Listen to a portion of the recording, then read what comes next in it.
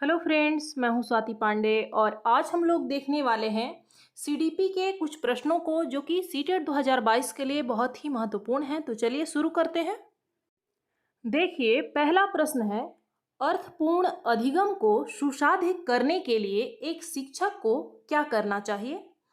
Option A है छात्रों के बीच सहयोग को हतोत्साहित करना चाहिए। बी है छात्रों के बीच प्रतिस्पर्धा को प्रोत्साहित करना चाहिए। सी है विषय वस्तु को रटने को बढ़ावा देना चाहिए और डी है संप्रत्ययों की समझ को महत्व देना चाहिए।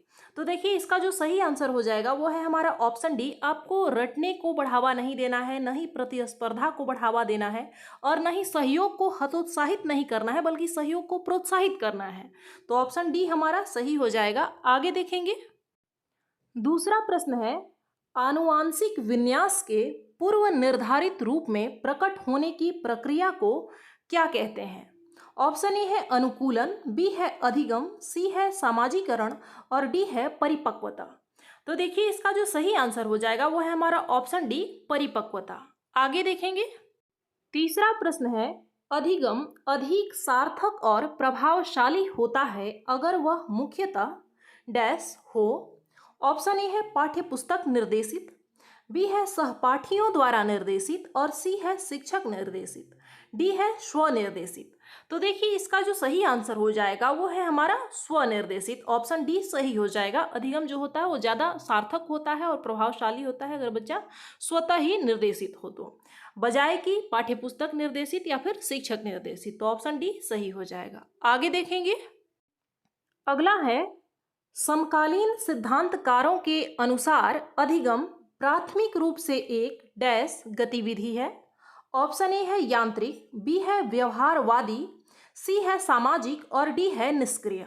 तो देखिए, इसका जो सही आंसर हो जाएगा वो है हमारा ऑप्शन सी, सामाजिक प्रक्रिया है। सामाजिक एक गतिविधि है, निष्क्रिय नहीं कह सकते, यांत्रिक भी नहीं कह सकते, व्यवहारवादी भी नहीं कहा जा सकता। अधिगम जो है वो एक सामाजिक गतिविधि है। तो ऑप्शन सी सही हो जाएगा।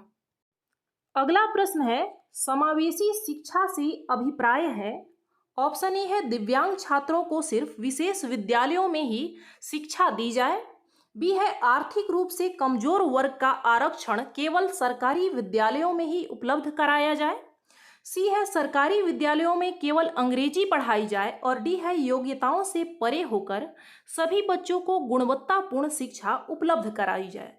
यहाँ हमसे पूछा गया है समावेशी शिक्षा, तो देखिए ऑप्शन डी हमारा सही हो जाएगा। समावेशी शिक्षा के अंतर्गत सभी बच्चों को, चाहे वो विशेष योग्यता वाले हों या फिर दिव्यांग छात्र हों, जो भी हों, उन्हें सबों को मिला के एक साथ गुणवत्तापूर्ण शिक्षा दी जाती है। और ऐसे भी आप देखेंगे कि अगर जहाँ पर भी केवल, एकमात्र, ही ऐसे शब्द आते हैं तो वो ऑप्शन हमारा गलत होता है। तो ऑप्शन डी सही हो जाएगा। आगे देखेंगे।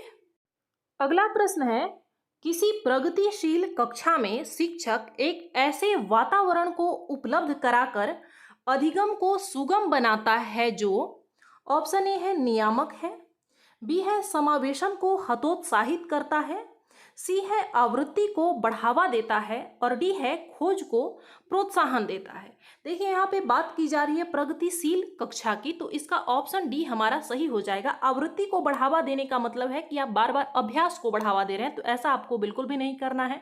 समावेशन को हतोत्साहित नहीं बल्कि प्रोत्साहित करते हैं, तो यह ऑप्शन भी हमारा गलत हो गया। नियामक यानी शिक्षक एकमात्र नियामक नहीं हो सकता है, आपको बच्चे को केंद्र में रखना है। तो ऑप्शन ए भी हमारा गलत हो जाएगा। आगे देखेंगे। अगला प्रश्न है, विद्यार्थियों में व्यक्तिगत विभिन्नताओं को पूरा करने के लिए एक शिक्षक को, ऑप्शन ए है मानकीकृत पद्धतियों और आकलन के तरीकों का उपयोग करना चाहिए, बी है शिक्षा शास्त्रीय उपागमों और मूल्यांकन के विविध साधनों का उपयोग करना चाहिए, सी है रटना आधारित अधिगम को निर्धारित करने के लिए एक रूप शिक्षा शास्त्र का इस्तेमाल करना और योगात्मक आकलन पर बल देना चाहिए और डी है पेपर पेंसिल आधारित परीक्षणों की संख्या में वृद्धि करना और स्मरण पर बल देना। तो देखिए, जहाँ स्मरण करने, याद करने, रटने की बात आती है वो हमारा गलत होता है। साथ ही यहाँ भी रटना शब्द है तो यह भी ऑप्शन हमारा गलत हो जाएगा। केवल मानकीकृत पद्धतियों के अनुसार आकलन हम लोग करें, यह भी ऑप्शन हमारा गलत हो जाएगा। तो ऑप्शन बी हमारा सही हो जाएगा। शिक्षा शास्त्रीय उपागमों और मूल्यांकन के विविध साधनों का उपयोग करना चाहिए। आगे देखेंगे। अगला प्रश्न है, एक बच्चा तर्क प्रस्तुत करता है कि हिंज को दवाई की चोरी नहीं करनी चाहिए थी, क्योंकि यदि वह ऐसा करता है तो उसे पकड़ा जाएगा और जेल भेज दिया जाएगा। कोहलबर्ग के अनुसार वह बच्चा नैतिक समझ की किस अवस्था के अंतर्गत आता है? ऑप्शन ए है सार्वभौम नैतिक सिद्धांत अभिविन्यास, बी है यंत्रीय उद्देश्य अभिविन्यास, सी है सामाजिक क्रम नियंत्रक अभिविन्यास और डी है दंड एवं आज्ञा पालन अभिविन्यास। तो देखिए इसका जो सही आंसर हो जाएगा वो है हमारा ऑप्शन डी, दंड एवं आज्ञा पालन अभिविन्यास। क्योंकि बच्चा क्या कह रहा है कि अगर हिंज को दवाई नहीं चोरी करनी चाहिए थी, अगर वो ऐसा करता है तो उसको पकड़ लिया जाएगा और उसको जेल में डाल दिया जाएगा। तो इसके अनुसार क्या हुआ कि वह भय से कर रहा है, दंड की वजह से ऐसा बोल रहा है कि उसे दवा की चोरी नहीं करनी चाहिए थी। तो ऑप्शन डी हमारा सही हो जाएगा। आगे देखेंगे, अगला प्रश्न है, एक सृजनात्मक बालक में निम्न में से कौन से गुण मौजूद होते हैं? ऑप्शन ए है अभिसारी चिंतन, बी है अपसारी चिंतन, सी है अमूर्त चिंतन की योग्यता और डी है नवीन आमुख उत्पादन की योग्यता। बात की जा रही है सृजनात्मक बालक की, जो कि कुछ नया चीज बनाता है, कुछ नई चीजों का रचना करता है, खोजता है या फिर सोचता है। तो देखिए अभिसारी चिंतन नहीं होता, सृजनात्मक चिंतन के लिए अभिसारी चिंतन इसमें नहीं होता बल्कि अपसारी चिंतन होता है। साथ ही अमूर्त चिंतन भी उन बच्चों में ज्यादा पाया जाता है और कुछ नया बनाने की योग्यता भी उनमें पाया जाता है। तो बी, सी और डी यानी ऑप्शन 2 जो है हमारा वो सही हो जाएगा। आगे देखेंगे, अगला प्रश्न है, अधिगम को प्रभावित करने वाला कौन सा एक कारक पर्यावरणीय है? ऑप्शन ए है व्यक्तित्व, बी है प्रेरणा, सी है रवैया और डी है विद्यालय। तो देखिए इसका जो सही आंसर हो जाएगा वो है हमारा ऑप्शन डी, विद्यालय। क्योंकि व्यक्तित्व जो है वो व्यक्ति से संबंधित है, यह हमारी आंतरिक चीजों से भी प्रभावित होती है। ये नहीं है कि केवल पर्यावरणीय कारक ही इसको प्रभावित करता है। प्रेरणा जो है वो हमारा मोटिवेशन जिसे हम बोलते हैं, वह भी हमारा आंतरिक हो सकता है, बाह्य हो सकता है, दोनों हो सकता है। लेकिन इसमें पूछा जा रहा है कि अधिगम को यानी सीखने को प्रभावित करने वाला एक बाह्य कारक जो है, पर्यावरणीय कारक कौन सा है? तो हमारा विद्यालय हो जाएगा। आगे देखेंगे, अगला प्रश्न है, किस तरह के प्रश्न पूछकर बच्चों में समालोचनात्मक सोच को बढ़ावा दिया जा सकता है? ऑप्शन ए है पृथ्वी के वायुमंडल की विभिन्न परतों के नाम लिखिए, ये प्रश्न पूछेंगे आप। या फिर ऑप्शन बी है त्रिभुज के तीनों कोणों का योग क्या होता है, ये पूछेंगे आप। सी है वन अधिकार अधिनियम कब पारित किया गया और डी है बीजों के अंकुरण के लिए वायु की आवश्यकता होती है, सिद्ध करने के लिए एक प्रयोग की रूपरेखा तैयार कीजिए। इसमें पूछा जा रहा है कि समालोचनात्मक सोच को बढ़ावा दिया जाए। तो पृथ्वी के वायुमंडल की परत का नाम अगर आप लिखने के लिए बोलेंगे तो इसमें ऐसा कुछ भी नहीं होगा, बच्चा रटा रटा आंसर लिख देगा। या फिर ये भी है हमारा कि त्रिभुज के तीनों कोणों का योग क्या होता है, तो यह भी हमारा एक इसका फिक्स आंसर होगा। जो भी इसका आंसर होगा वो निर्धारित होगा, बच्चा खुद से नहीं सोचेगा। यह भी याददाश्त पर आधारित प्रश्न है कि वन अधिकार कब पारित किया गया, तो यह भी याददाश्त पर है। तो ऑप्शन डी हमारा सही हो जाएगा। बच्चा इसमें सोचेगा कि वायु की आवश्यकता आखिर क्यों होती है, अगर वायु न हो तो क्या होगा और होता है तो क्या होता है। तो इसमें हमारा समालोचनात्मक सोच को बढ़ावा दिया गया। आगे देखेंगे, अगला प्रश्न है, एक बच्चा लिखने में निरंतर कठिनाई का सामना करता है, उसे अक्षर बनाने और शब्दों के बीच अंतराल करने में चुनौती महसूस होती है। यह लक्षण किस अधिगम विकार की ओर इशारा करता है?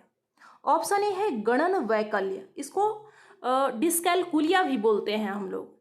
बी है ध्यान एवं अति सक्रियता विकार, सी है पठन वैकल्य जिसे डिस्लेक्सिया भी बोलते हैं और डी है आलेख वैकल्य जिसे डिस्ग्राफिया भी बोला जाता है। तो देखिए इसका जो सही आंसर हो जाएगा वो है हमारा ऑप्शन डी, क्योंकि इसमें पूछा गया है कि एक बच्चा लिखने में निरंतर कठिनाई का सामना करता है, यानी लिखने में उसे समस्या है, तो वो हमारा डिस्ग्राफिया के अंतर्गत आ गया। पढ़ने में अगर कोई समस्या है तो वो हमारा डिस्लेक्सिया के अंतर्गत आता है, यानी पठन वैकल्य उसको बोलते हैं।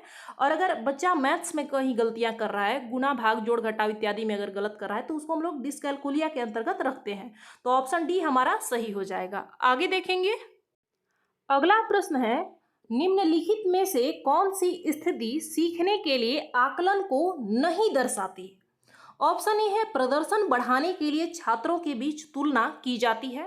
तो देखिए यहीं पे हमारा आंसर निकल के आ गया। इसमें कहा गया है कि तुलना की जाती है। तुलना जो है वो हमारा नेगेटिव वर्ड होता है, तुलना नहीं करना होता है हमें बच्चों के बीच, उन्हें सहयोग की भावना लाना है, न कि प्रतिस्पर्धा की भावना।